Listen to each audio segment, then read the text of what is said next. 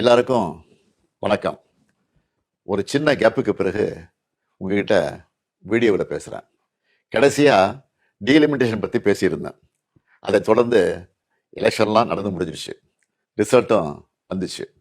ரிசல்ட்டுக்கு பிறகு என்னவெல்லாம் நடந்துச்சு, என்ன நடக்குது எல்லாத்தையும் பார்த்துக்கிட்டு தான் இருக்கோம். 2 வாரமாக எல்லா வீடுகள்லையும் நியூஸ் சேனல் தான் ஓடிட்டே இருக்கு. அந்த அளவுக்கு பரபரப்புக்கு பஞ்சமில்லாமல் போகுது. 2026 தேர்தல் முடிவுகளை எடுத்துக்கிட்டா திமுக ஒரு பெரிய பின்னடைவை சந்திச்சிருக்கு. அதை நாம் ஏற்றுக்கிட்டு தான் ஆகணும்.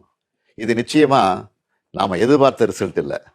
இதுக்கு அவர் காரணம் இவர் காரணம்னு யாரும் யார் மேலேயும் பழி போடாதீங்க. தலைவராக இந்த தோல்விக்கு நானே பொறுப்பேற்றுக்கிறேன். வெற்றி கிடைக்கும்போது எனக்குத்தான் அந்த கிரெடிட் வந்து சேருது. அப்போ தோல்வி அடையும் போதும் அந்த பழியை நான் தான் ஏற்றுக்கணும். அதுதான் ஒரு நல்ல தலைவருக்கான இலக்கணம்.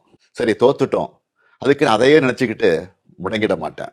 உடனே அப்டேட் ஆகி மீண்டு வருவேன். நம்ம எல்லாருமே அப்படி தான் வரணும். அதுக்கு உங்களோட ஆலோசனைகள், பரிந்துரைகள், ஐடியாக்கள் எனக்கு வேணும். எலெக்ஷனாக இருந்தாலும் கரெக்ஷனாக இருந்தாலும் உங்ககிட்ட தான் வந்தாகணும். மக்கள் தான் எல்லாம். இந்த தேர்தல் முடிவுகளுக்கு என்ன காரணம்?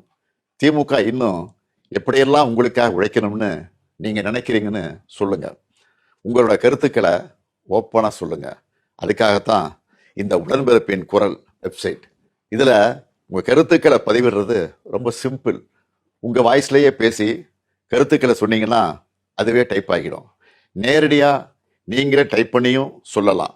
இல்லைன்னா நீங்கள் பேப்பரில் எழுதி அந்த ஃபோட்டோவை அப்லோட் பண்ணலாம், டாக்குமெண்ட்டாக அனுப்பலாம். உங்கள் கருத்துக்கள் எனக்கு வந்து சேர்ந்துடும்.